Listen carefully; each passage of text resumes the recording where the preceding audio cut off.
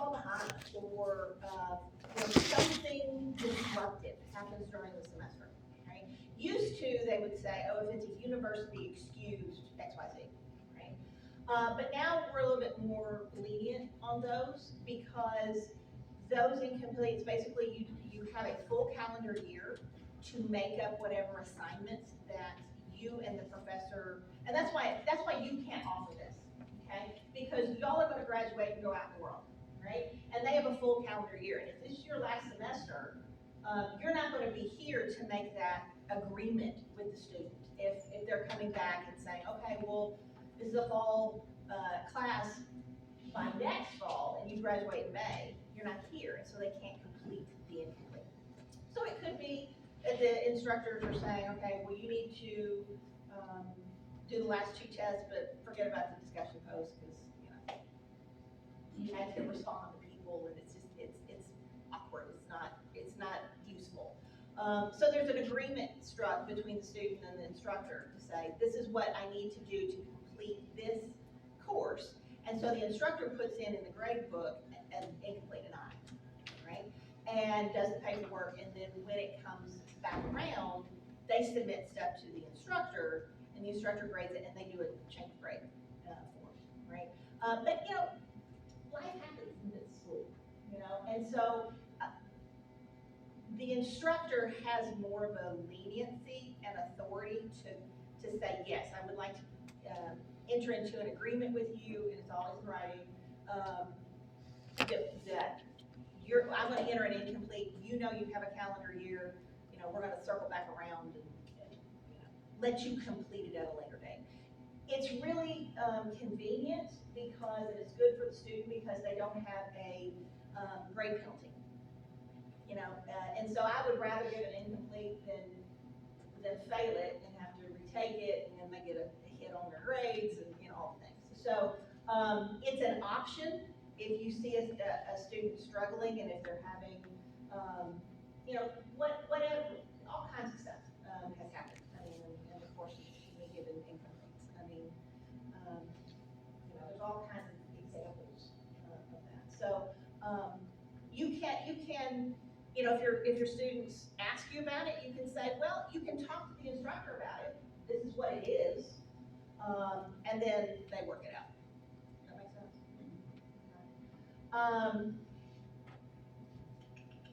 You are there to help facilitate as a TA. The recitations, you are not there to teach the class. Okay, so if your instructor doesn't show up, vacates for 3 or more weeks, and you're showing up and you're teaching the class, I need to know that. Okay, because that's, again, not the job requirement, not what you can, not what you're supposed to be doing. Now, could your instructor say to you, would you like to teach or do this recitation because it's in your field house? This is something that you really, really like. If you would like to do that, absolutely, but by no means do you have to say yes. Right? If you don't feel comfortable doing it, if you've got a busy week that week and you just don't have time to put into it, it is okay to say no. Right? But if you would like to do it, it is an option for you, but it is not a necessity.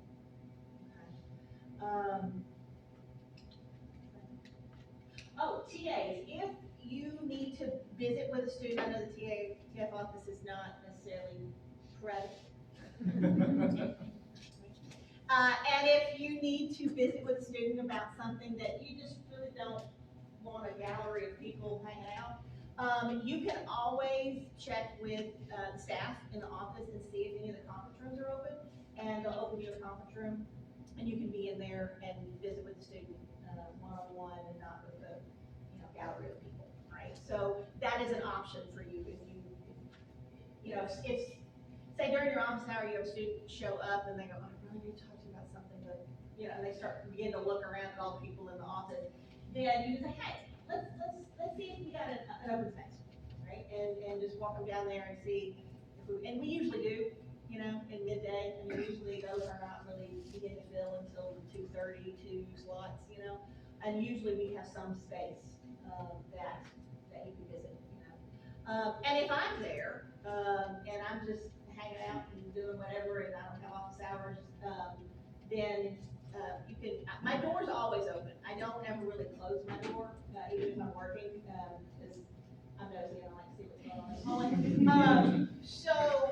You know, if you need to, if everything's taken, you can, you know, kind of stick your head in and go, hey, can I borrow your office for a minute? Sure, absolutely.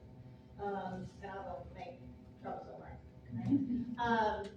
So there are options. There are spaces that if that, you know, if you have a student that's very concerned about their grade and they really don't want to talk about it in front of everybody, and then there are spaces to do that. So to confirm, the TA space is 252, and like that's where like we conduct, that's where we conduct like most of our like office hours. Yes, Okay. yes. You can also use the lounge if you want to, but there may be a lot of people in there. Usually it's the opposite. Usually there's more people. More people in the office. The lounge is pretty dead. It's Okay, usually just well, me in the lounge. Okay. As long as the coffee keeps flowing. But I would, for your instructor, I would put the TA office as the one on the syllabus, so that you can, that's a starting point. You know, they know where to find you, and then if you need to go to the lounge, or if you need to go to a conference room, or, then you can kind of migrate somewhere else, but. Is the lounge still 211? Yes. Yes. Okay. Mhm. Yes. So, TA questions. A lot of my TAs are veterans. So you have to take, so like it's primarily just like grading based on the instructor's rubric. Yes, and thank you for saying that. Rubrics are very, see, all y'all that know me are rubrics are very important, especially if you have more than one person that you're grading with, because what may be important to me may not be important to you in looking at an assignment. And so, if your instructor is not giving you, if not a point rubric, they should at least give you some guidelines. If it's something that you are grading for, whether it be on Canvas or whether it be in person, they need to give you some sort of guidelines about what is important to that particular instructor, so that when you look at it in mass, you go, okay, check.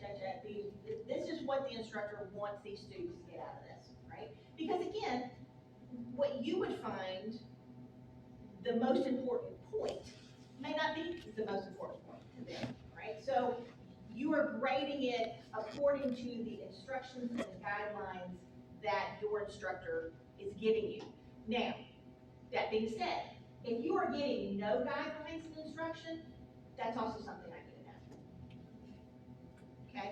Because that puts you at a disadvantage. And it creates sometimes a grade disparity where you have somebody that's grading super hard on every particular detail, and somebody that's looking at it holistically, right? And so those grades are going to look very different because they're grading on a different measurement, right? So that's something that I can visit with the professor about. If you come to me and go, grading's been a little difficult because some grade inflation and some we haven't really received that. I'm your advocate. I'm your go-between. I'm your, if there is a difficult, if you don't feel like you can have that conversation because you just don't know that instructor yet, I can have that conversation with them and say, look, right, set them up for success and give them some guidelines. And it may not be a, this is 2 points, this is 3 points, like a pointed rubric, a very formal thing, but at least kind of like a guideline of this is what I'm looking for, right? And in the recitation model, you may not have a lot of that. Definitely for the tests, we kind of already have that rubric in there. If you haven't looked at it, if they're using the tests that are in the kind of model, there's a built-out kind of point structure. It has a little bit of wiggle room to it, but if they're doing some things in the recitation that are new, Definitely talk to them about what participation looks like, to them, because participation may be, something written every time, it may be a discussion, but definitely have those conversations and what that classroom expectation is to that instructor that you were assigned to. Definitely that. Any other? Great question. Maybe turnaround time, expected hours. Okay. If you're having, let's just take the test, because recitations, I don't know what everybody's doing. That's a whole bag of stuff. But as far as tests, if a test is, the expectation from this office is like the test is submitted on a Monday night at 11:59, right? They're doing it online. Or if they do it in person, okay? Then my expectation is the calendar week, right? To get that back, to get that grade back to that student, right? If you're going into week 2, week 3, that's gonna be a problem. I'm gonna hear from the instructors, right? But I'm gonna hear from you if your instructor says, I want this done in 24 to 48 hours. Nope, they know better than that. Okay, they've been told. So, so if that is something that they're saying, okay, well, we're gonna submit this on Monday and I want it back to them on Wednesday. Nope. Right? Full calendar week, because y'all have lives, y'all have school, and also if it's a thoughtful grading, then you might need to sit with it for a while. And depending on how many students you have to grade for, right? That could, if you've got 20, well, theoretically, maybe that could work. But if you have 120, it's a different animal, right? And also it depends on, what your grade is, if it's participation, if it's whatever. But, so it's not, what we're saying is that the expectation is not a turnaround of 24 hours, right? That is not the expectation. Now, if it's something that you have discussed with your professor and it's really low stakes and it's just a, participation kind of grade and, it's not a full test where there's an essay and all the rest, well, that might be possible, because it's low stakes. But big assignments, papers, signature assignment, historical reflection papers, they do that still. Any of the tests, those are pretty heavy writing assignments, right? So.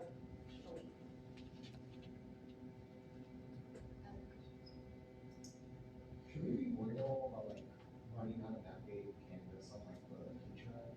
No, not on the teacher end. Okay. Not on the teacher Like end. TA end, I guess. You're in a face-to-face, right? Yeah. Yeah. I'm trying to think of Canvas, what's easy to do. You definitely have them add, if they haven't added you to the course, have them add you to the course, okay?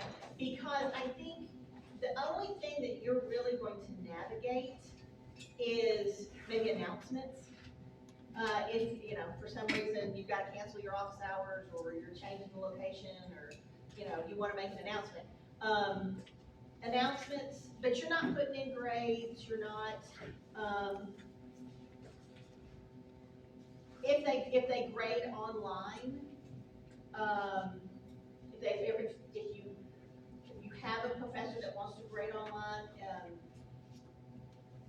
there's a speed grader and if anybody wants to see what that looks like, a lot of you do. Does anybody know what I'm talking about? Okay. Who doesn't know what speed grader is? Okay.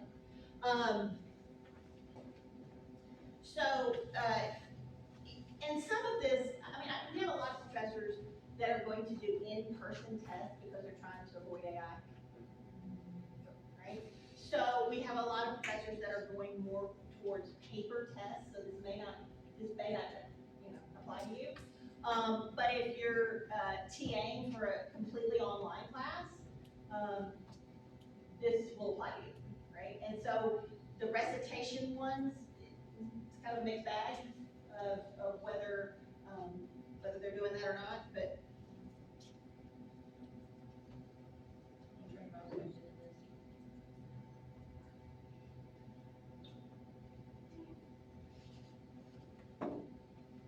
And you should still, with the recitations, even though you have, in-person meetings, most of the content is delivered through Canvas. So if you're TAing for a recitation class, you should be walking through the course material, kind of like you were, I mean, it's almost from the student view, walking through the module information for the lecture videos, familiarizing yourself with the primary source reading so that you know how to grade, the assignments.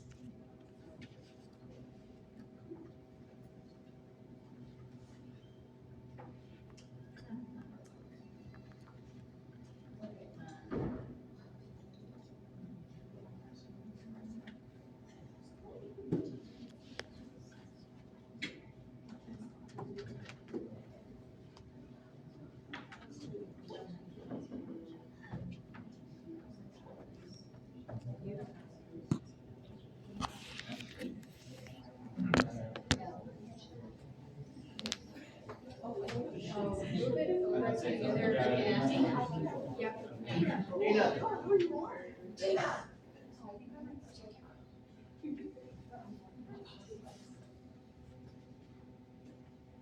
Okay, this is an old, one of mine,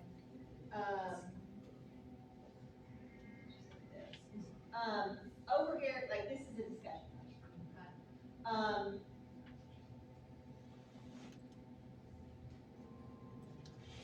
Right here, read out. Okay,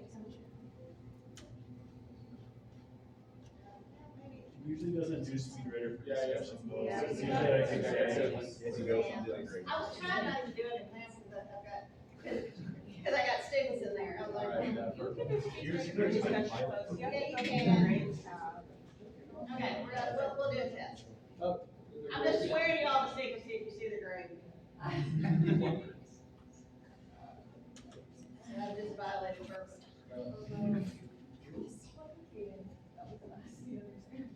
Okay, so, okay, where it says speed grader right here, right? You click on this,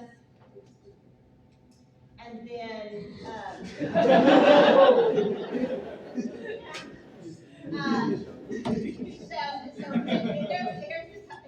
here's where you do. But I'm, you know, about it, they graduate. But you can go in and put, you know, different, whatever. And also right here, it can give you detailed reports about Turnitin. Now, let me be very,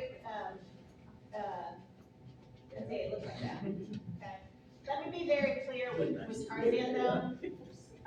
There is a margin of error with Turnitin, okay? Even Turnitin says that their margin of error is 20 to 25%, which is huge, okay?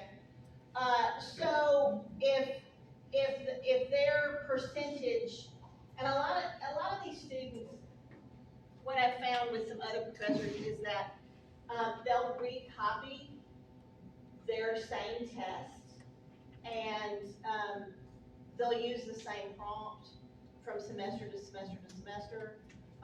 Or like with the signature assignment, they don't change the primary source, except they just recopy it, right? And don't alter it in any way. So if you have students who are retaking a class, right? And it's the same prompt. And they submitted the same document without ever changing it, it will say 100% plagiarized through the Turnitin because it has been submitted before by them, right? Now, who's to say what it looked like at the beginning, right? But, so just kind of be, not necessarily wary, but knowledgeable about what the system can do and what it can't do, because there's a margin of error there. But yeah, you go to SpeedGrader and there should be a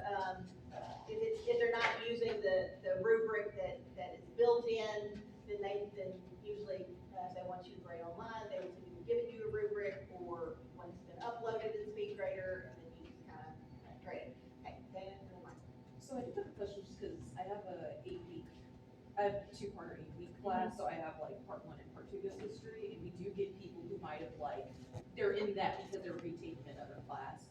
And what I've been taught all throughout college and have been told by other professors as I was TAing is that if they turn in an old assignment, even if it was to the same class, that is still considered plagiarism. But I've also had other professors who like it, they just don't, it's fine with them, so I don't mark it, but I always ask anyway, but I was just wondering the official stances by the university. I don't think there's an official stance, but I know, honestly, no, I don't think there's a policy. I don't think there's a written policy about it, because if that was that student's original work when they submitted it in the first place, that's their original work. Anyway, is it a good rule of thumb to not alter it in any way? Well, usually they're retaking it for a reason, so. Right. But if that comes up, and I'll ask a student, I'll let you know, this is totally online class, whatever, I'll ask you, did you submit this before? I mean, no harm, no foul, let me know, because it's coming up 100% plagiarized, and either you're gonna take a 0, or you're gonna do it again. And more than often, they think, oh, well, it's the same prompt, it would be the same answer that I had, we're gotta deal with an 18-year-old brain, okay? And so to them, that's logical. They're not doing it usually through any kind of malice. They're just like, well, that was my answer, so there it is again. Maybe it'll work this time, And so what I say to them is like, look, just know that it's gonna get flagged if you do this again, especially with the historical reflection paper. Because that's your reflection, and so if it's about that's the one that I often see on mine that comes up the similarity score is really high if they have used it in another class. So again, I think there's not necessarily a university policy on it, but I think some professors have stronger feelings about it than That's where others. So just play it by ear. Yeah, it just work with who you're assigned to. And also let them know, I sometimes, often, put in this, before the test comes up, put a, announcement, hey, if you're taking this for the second or third time, just know, if you have submitted anything that is very similar, especially with discussion posts and that type of thing, because sometimes, those aren't changed, it might get flagged. You might get a little note from me, or the TA. Michael? I have a not fun question about the university stance on AI. Is there a stance that they are strongly taking? Because I know last year they gave seminars on how to pursue students as a tool, and I know that that was what a lot of students would use as their excuse whenever they get flagged. And I know we turned off the turn-in AI checker. I don't know if it's still off. It's still okay. Yeah. So I was just wondering what our department stances and what those. We don't really have a written policy on it. I think every professor has different thoughts and feelings on it. The university policy is that we should have a policy. It's a non-policy basically where they say that every instructor should have an AI policy in their syllabus. And that's it. So it's unfortunately not gonna come from on high. I don't Yeah, want it it's to come gonna on be- high. I mean, yeah, well, where it's leaning right now, yes. So, that being said, when you visit with your professor, what is your policy? Is it written in the syllabus? What page is it on? Because can I refer to it, when I'm talking to the students or, in some kind of communication? So it should be each professor should have something in the syllabus about their stance on it and how it can be used, should be used, not used, is it automatic 0, whatever it is, but, so yeah. So case by case. Yeah, terrible answer. But you need something to be able to reference if you're gonna, because the checkers are so bad, not just on Turnitin, but the other checkers as well. You need to have a policy to reference, so making sure the instructor has an AI policy in the syllabus is, is important. So you say the checkers are bad, but what if I run it through 8 checkers and I get the same exact percentage? Are they just all bad? Well, There's a margin, what she's saying is there's a margin of error, okay? it's not that it's an all or nothing, but if you run it through 8 checkers and there's a preponderance of evidence that it's all coming up in the same kind of range of percentage, it is more likely than AI was involved at some point.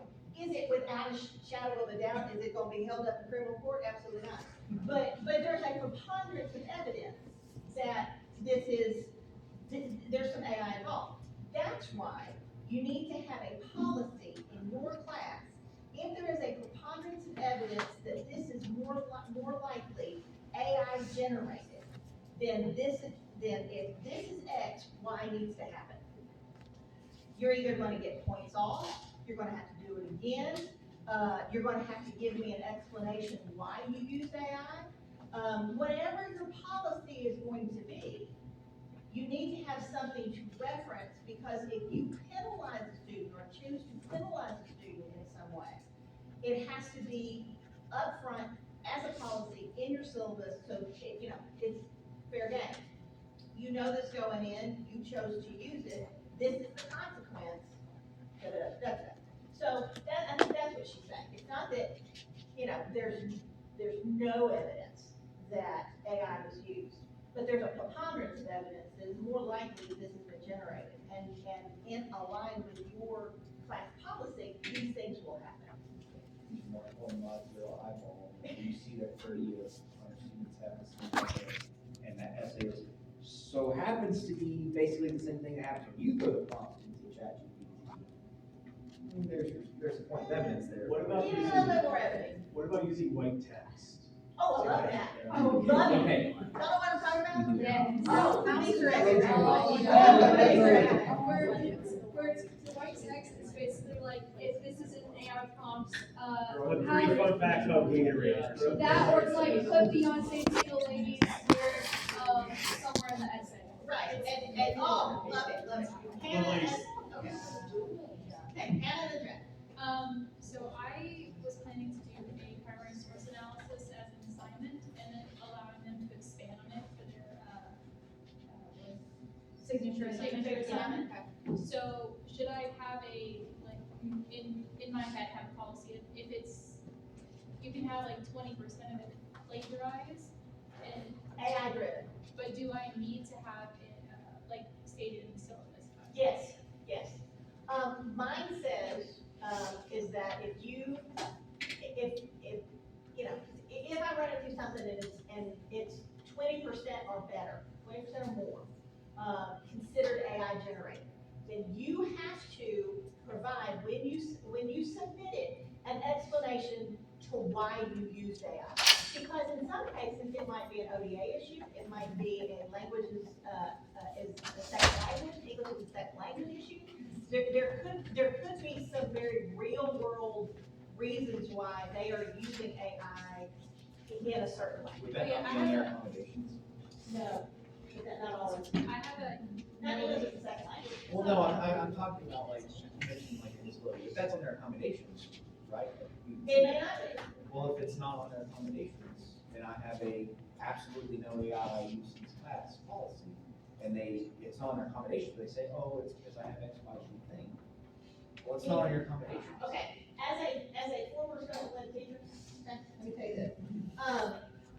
It may not be an accommodation, but it's an aid to their success. And so it might be something that is suggested in their accommodation letter, but not mandated. That's very different. What if it's not? But if it's not on their accommodation letter at all, Well, then you call their liaison in the ODA office and you talk to them about it. okay. Yeah. Grammarly But also, it's not all in Grammarly also. Okay, uses hold on. flags. We didn't finish with that. it wasn't a question about the AI, it was a question about the plagiarism. Because it comes up Okay. as, because I have a no AI policy unless they come speak to me, that type of. Okay. So do I just need to have a number in my head, or should it be in the rubric where you can use your primary source analysis and expand on it for the signature assignment, but if it comes up as But what kind of plagiarizing are you, or what are you They're submitting- measuring? my question is, they're submitting the primary source analysis, Okay. right? And then they're gonna submit the signature assignment, so it's either, no matter what, it's gonna come up as Okay, because you're asking for quotes, or you're asking for? Because there's some. Kinda internet, Okay, but okay. it'll show you what Yeah. lines are plagiarized, and you can click on it, and it'll tell you the source, and you can Yes. click on the source, and you can see that it And would it have was been a the primary previous source. assignment. Yeah, So it will Yeah, give you the okay, student, that's the class, And the then- time. Yeah. Yeah, they it'll submitted, timestamp yes. it, all of that. That's what I So was like if it's from the document or from something else, then you can see that. But I mean, you can put a percentage if you want to. I was wondering if it was Okay. Okay.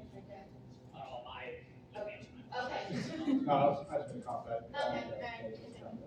Okay, You mentioned for fund and sentencing, are there any rules on like what is qualified as evidence for using AI, or is that up to the instructor?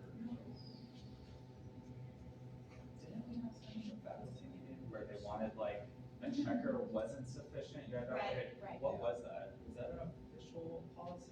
It's, no. It wasn't official. To answer your question, though, there's not an official policy of the correct, clearinghouse to put it through. And this is a terrible answer, you'll know it when you see it. And, I mean, that's a terrible answer. But it's one of those things where especially if you put an Easter egg in there and nothing comes up and you know that they have copy and pasted the whole prompt and put it in AI and it comes out and it doesn't have the things that you had asked for, whatever. So, is it without a shadow of a doubt? No. I don't think there's a AI checker out there that has been perfected for absolute certainty. Will it happen? Yes. Absolutely. But that's, luckily TAs, follow your instructor's policy. Okay? TFs, decide what your policy is. Pull in my classroom with an iron. The manual book.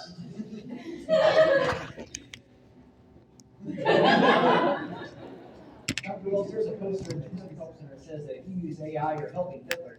And you know, Dr. Wells, I don't like Nazis, so You no don't AI. like Nazis, okay. Well, then you know what, you present that to class. You tell them that they're helping Hitler. I will tell them And then exactly when you that. need to come see me and everybody else, then we'll talk. What I'm saying to you is this, TAs, this is the time that you can learn what works and what doesn't work. Okay? Learning what doesn't work and what policies are going to be more problematic in a atmosphere where there is not an overarching university policy on what to do and what not to do it's also so valuable as to learn what to do. Okay? So when you go forth and do all the things that you want to do and teach your classes, you have the experience of, ooh, this didn't work. This works. Oh, I like this piece and that piece, and I'm gonna put it together and make my policy. And so that's the challenge for the teaching fellows, okay, to figure out what's gonna work, what's not gonna work. Nathaniel, you'll probably go to in-person tests. I absolutely. And so that works for you, all right? And so that is just as valuable as the flip side of that, saying, okay, I wanna go completely paperless, but here's how we do this, okay? Within the world of AI and what could be and what is and all the things. And so you have to decide for yourself how you want to do that, right? And so as TAs, you have the luxury of time to kind of look and observe and see what works and see what doesn't work. TS have had that luxury of time and have been in those classes and have TA'd for other people, and now they are forming their own policy and how they're going to run their class, right? And under a umbrella of no overarching university policy that is going to be directed to every program and every department, That's kind of the best we can do, right, at this particular point.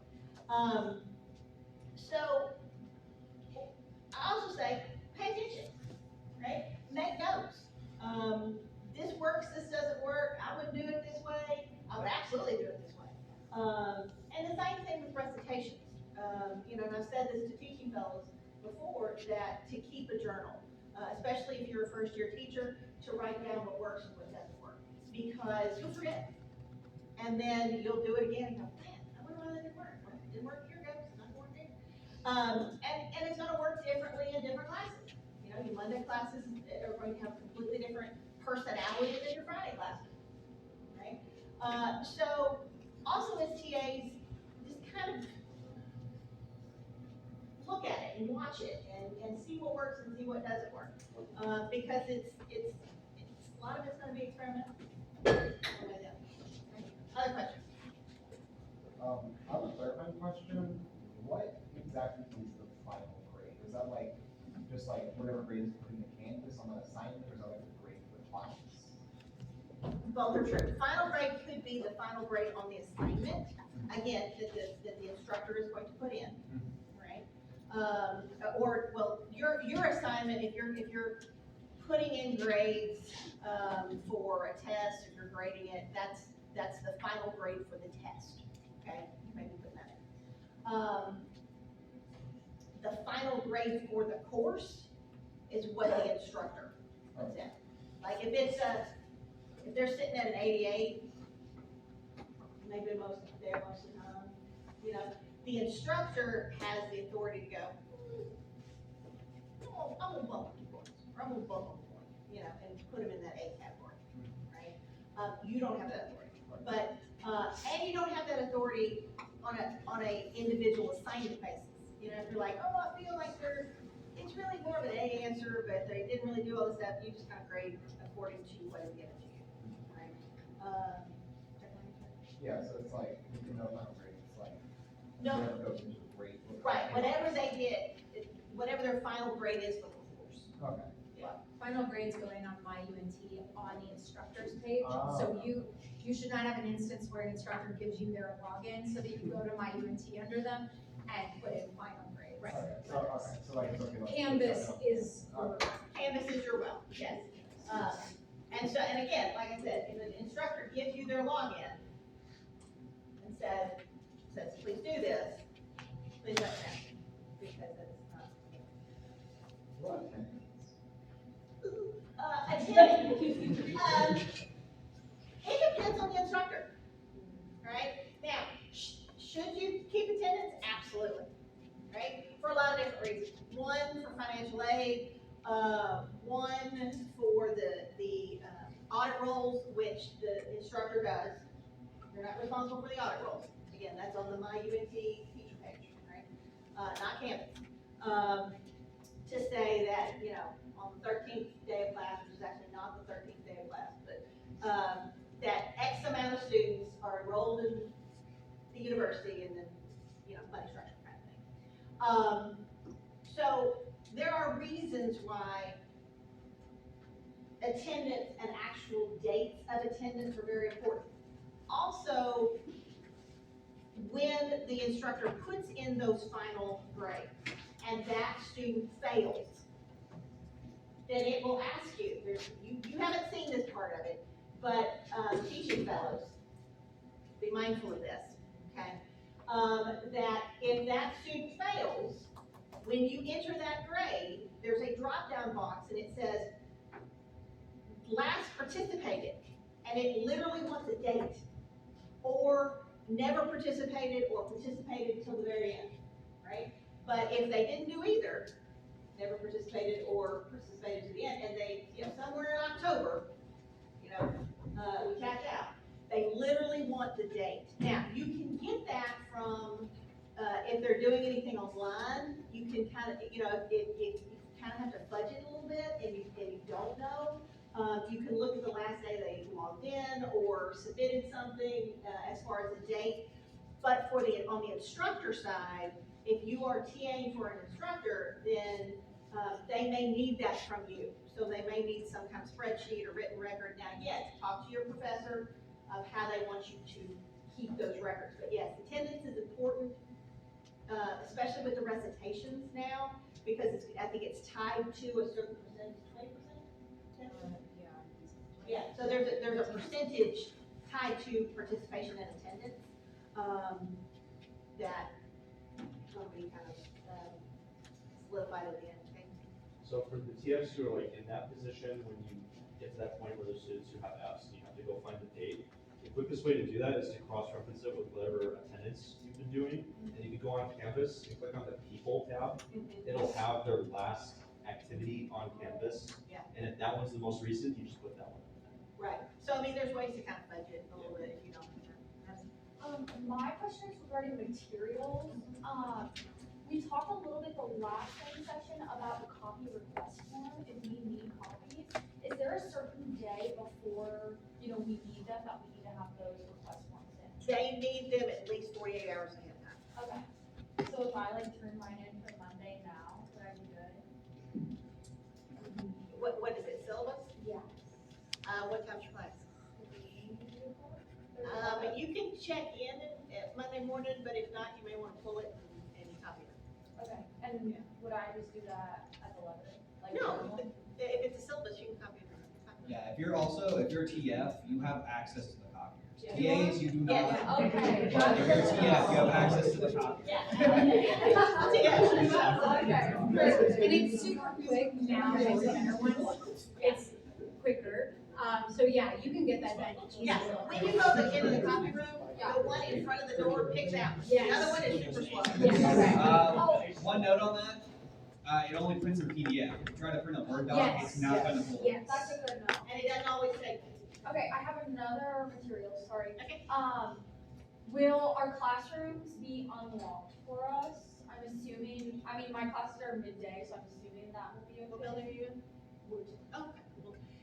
If they're not, they should be, Okay. but if they're not, then we're gonna have to masticate. We all do. For All the now. staff Yeah, all should have staff master has keys master everywhere. Okay, and then will we get keys for the office, like the TF office? Yeah. Yeah, if you haven't signed the form yet, I'll get you. Okay, Yeah, no we worries. get forms this morning. Okay, perfect, thank you. Other questions? TF questions? A lot of y'all are veterans, so. What's a, positive way to sell this to students? Like, if you do get pushback for all these changes, Positive way to sell what? the new system, instead of doing the traditional lecture system, doing the recitation system. For students who are concerned about the amount of online work and prefer more in-person. Well, I mean, the in-person recitations are going to be more hands-on. It's going to be, I think, less benign work, that their interests and their opinions are going to be able to be fleshed through more often, especially if they're interested in history and they're interested in the topic and the subject. They won't have to just sit in class and absorb. They're going to be able to participate in the analysis and synthesis of stuff and are going to be able to be more kinesthetic with the information. As far as the online stuff, I don't think there's anything that should be daunting to them. As far as an assignment that is going to kind of overpower the course. Is that kind of the answer you're looking for? I mean, Online, I'm a person who loves selection class, by the way, and I should have really traditional way. But, the way that I think of it is, it takes pressure off of you as the instructor to try and cover so much American history in a short amount of time. All that is taken out of the classroom where they can get this background information that they're already gonna be somewhat familiar with American history. And then they get to apply it in this class where they're getting, what we're trying to do with these recitations is give them skills that they can actually articulate, skills that are tangible for what they're wanting to do with their careers. You're also getting more one-on-one time as well with instructor and student that you would have in these large survey classes where they're just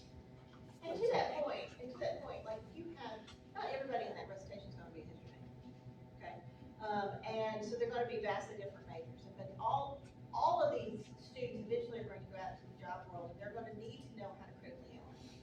They're gonna need to know how to synthesize information. They're gonna need to know how to communicate to their boss in a way that is effective. They're gonna need to know how to problem solve. So that's what she's kind of talking about in terms of skills. Yes, if you've been in the American Institute of Education, this is probably the 4th time you've had American history. You've got some basics, right? And going into that, you need to assume to a certain point and tell to your students that you've had this 4 times, this survey class. You've probably talked about American history several times. What we want to do is take it to a different level. We want you to have an experience in the content, not just benignly sit in class and absorb stuff that you might already know, right? Ask them what they know. You can give them a pre-test and a post-test, right? And the first day, let's see what you know, right? And then at the end, give them the same test and see how, and they'll be impressed at how well they did. Doesn't have to be graded, but you'll be surprised at what these students know. Don't assume they don't know anything. Know that they're coming in with a certain level of knowledge base. Is it 100%? No. But they have heard this before, right? And so what you want to do and how you sell it to them, if that's what you're interested in, is these are transferable skills. You will be much more employable with these skills than just knowing when the American Revolution happened. That's and the general populace of all the different majors, that's probably not gonna get you a job, right? That you could do great on Jeopardy. Right? You do fantastic, but you have these skills that you'll be able to flesh out, and you're doing it with history. You're doing it with this content. Does that make a little sense? So, my biggest concern is having now looked at the course shell, is that it seems that all of our survey courses are being very commoditized now. Whereas in the past, right, the way I teach, like content I focus on, you spend a lot more time talking about the Great Depression, whereas like, obviously I do my 4-day World War II, the thing almost happy or wrong.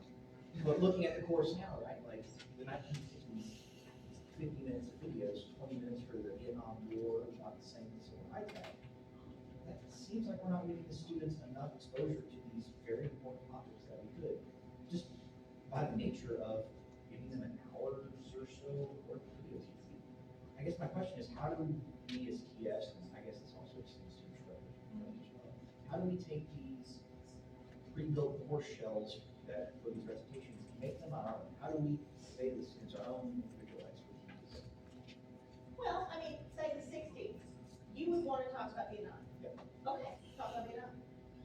Do something about Vietnam.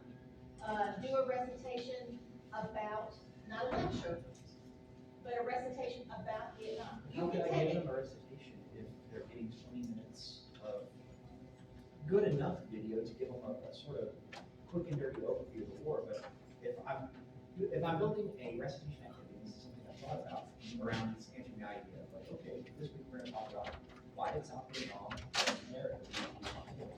How can I expect them to be in class if really the only exposure they do is a handful of pages that gets completed off and 20 minutes of video? How do I give them the information they need to have that in-class discussion? Because okay, so for that class, and we've talked about this before, right? That you're going to give them pieces, accessible pieces, whether it be primary source information, whether it be, I want you to listen to the world history before you get here, here's a podcast, whatever, okay? That you come to class prepared with what has been, offered to you, and then you take it vitable portions and give them, build it with them. Okay, not lecture at them, but build with them the information that you want them to know, and what are your takeaways for that time period. Okay, wait, then, at the end of a class, if you feel like you have students that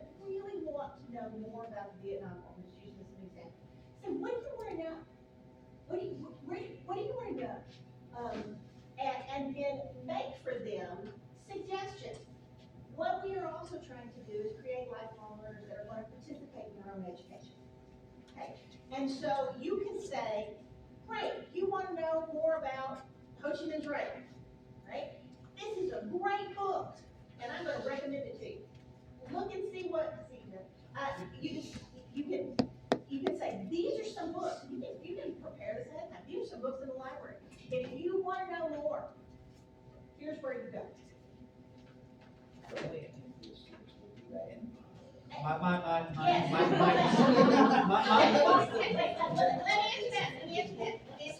Let me answer that. There's an old story, and then I'll get you that.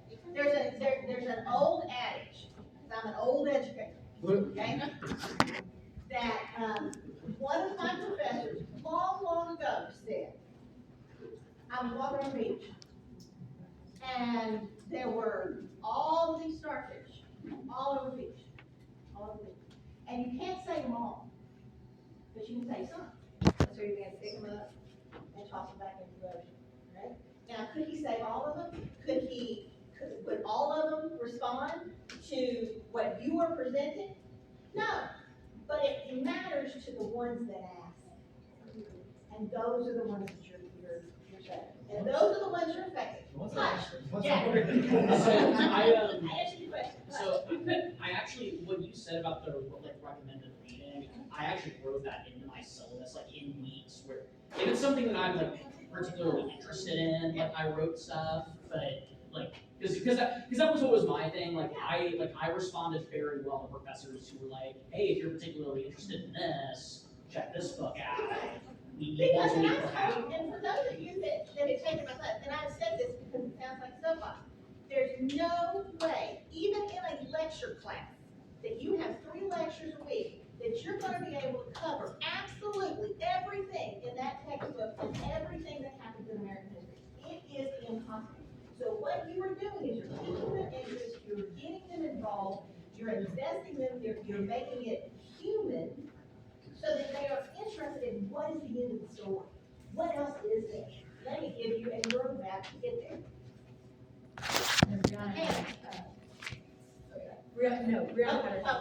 My question's about the syllabus. Okay. I'm trying to figure out who we can turn ours into and when. Send one to me and send one to Colleen. Okay. All right, got it.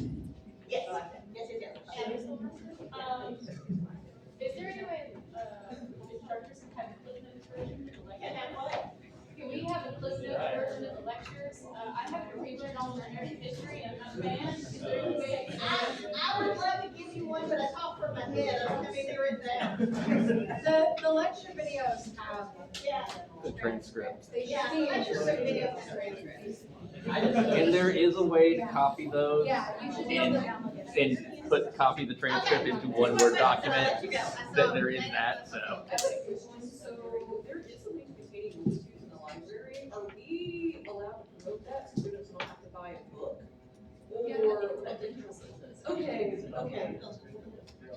Some of the TS email addresses, say bye bye today, so Yeah. sorry in advance. That's fine. But you do want an email too? Yes. I want to see it. An administrative question about like attendance.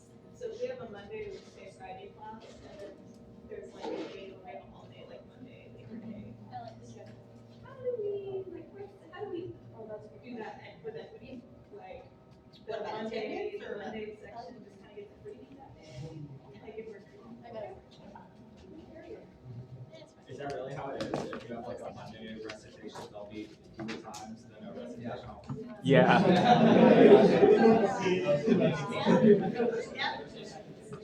Okay. Any last minute questions? Because I say this too, and I'm going to be respectful of your time. Okay, well, I'll hang out for a while. Remember, if you've got concerns or, cares, let me know. Yes, ma'am. No, I'm in.